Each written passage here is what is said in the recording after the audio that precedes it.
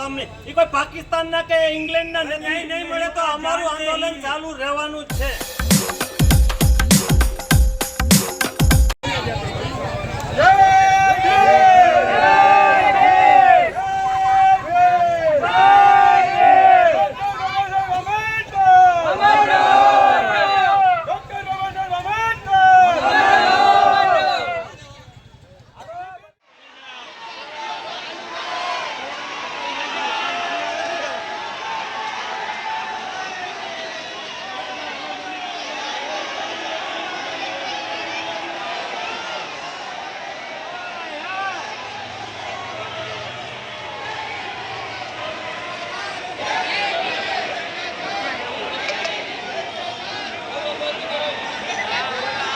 ગઈકાલે તમે બધા મિત્રો જોયું કે જે લોકોના માલિકીના મકાન હતા અંબિકા પાર્ક પાસે અને માલિકીના મકાનો તોડી અને એ લોકોને રોડ પર કરી દીધા છે, એ લોકો પણ આવ્યા છે.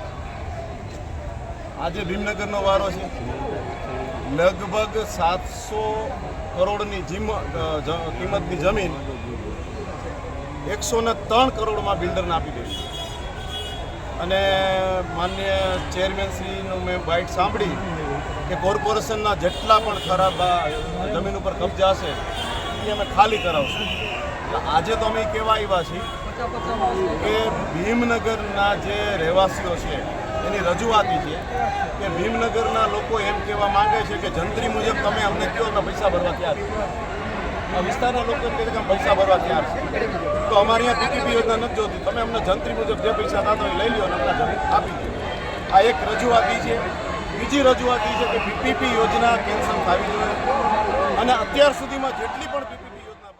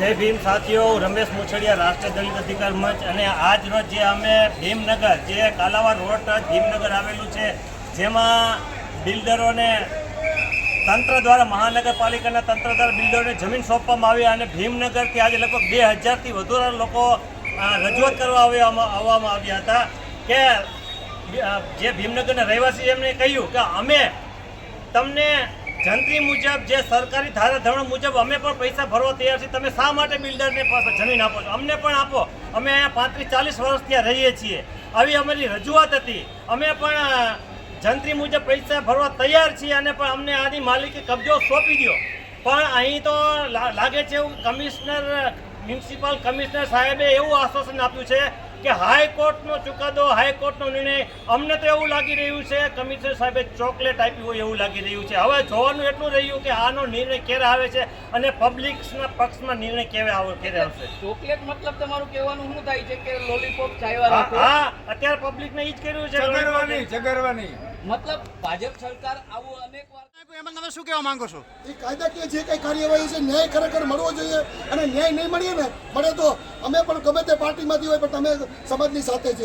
નરેન્દ્રભાઈ, કાલે કે અમે એક મિટિંગમાં એવું કહેવામાં આવ્યું હતું કે ભાજપના અમુક ટ્રેનિંગ ચેરમેન છે એ લોકો આ માથે રહીને પડવે છે, તો ખરેખર તો ભાજપ જ પડવે છે એવું થાય ને?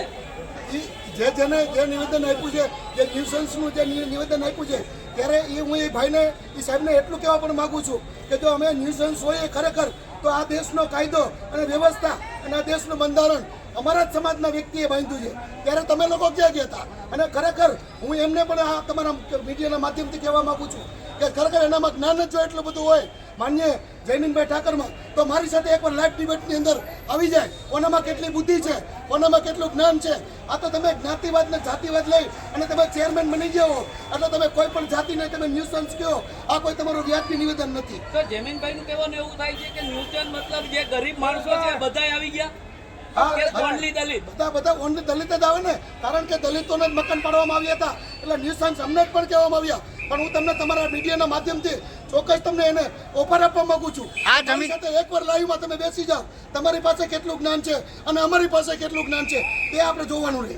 આ જમીન જે છે અત્યારે એ કયા બિલ્ડર પાસે જવાની છે, એ કઈ ખુલાસો છે એમનો? આ જે બિલ્ડર્સનું જે નામ આવે છે અત્યારે એની વાત થાય છે એમાં કે એને 103 કરોડ રૂપિયાની અંદર વેચી નાખવામાં આવી છે અને 700 થી 800 કરોડ રૂપિયાનો માલ છે.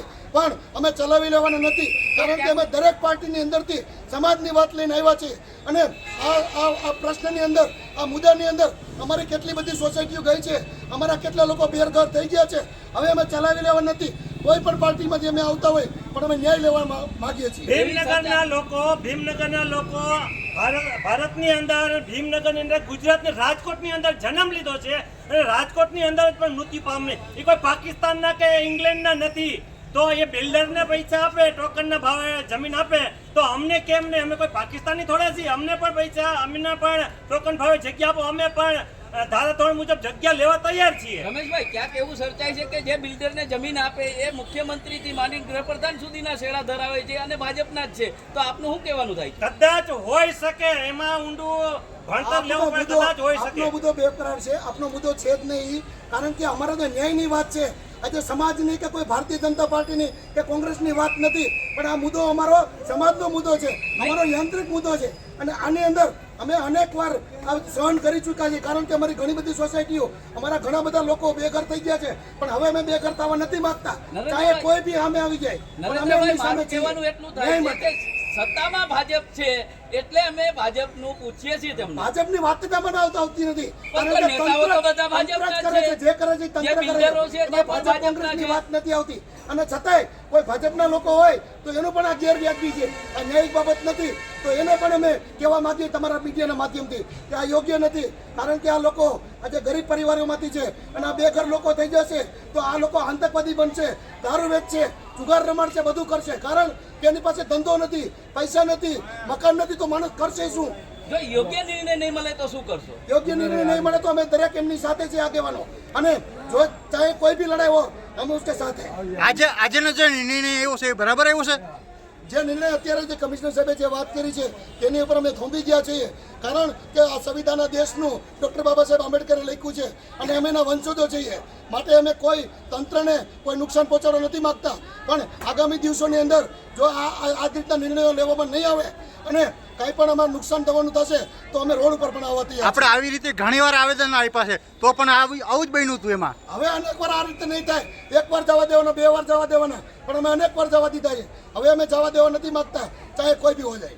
હવે ન્યાય નહીં મળે તો અમારું ભીમનગરના લોકો ભારતની અંદર, ભીમનગરની અંદર, ગુજરાતની રાજકોટની અંદર જન્મ લીધો છે અને રાજકોટની અંદર જ પણ મૃત્યુ પામે. એ કોઈ પાકિસ્તાનના કે ઇંગ્લેન્ડના નથી.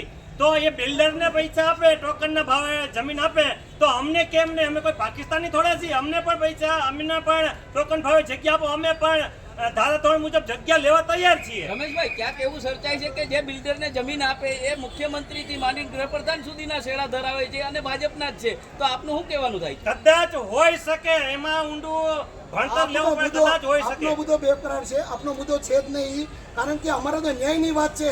આજે સમાજની કે કોઈ ભારતીય જનતા પાર્ટીની કે કોંગ્રેસની વાત નથી, પણ આ મુદ્દો અમારો સમાજનો મુદ્દો છે, અમારો યાંત્રિક મુદ્દો છે.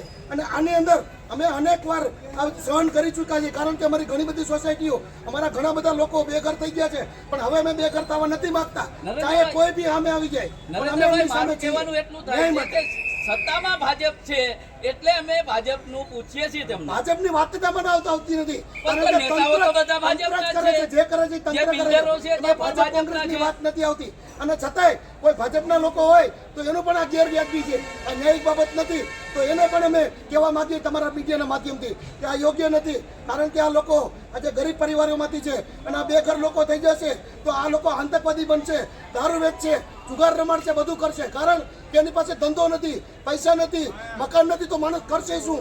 જો યોગ્ય નિર્ણય નહીં મળે તો શું કરશો? યોગ્ય નિર્ણય નહીં મળે તો અમે દરેક એમની સાથે છે આગેવાનો. અને જો ચાહે કોઈ બી લડાઈ હોય અમે उसके સાથે. આજનો જે નિર્ણય આવ્યો છે એ બરાબર આવ્યો છે?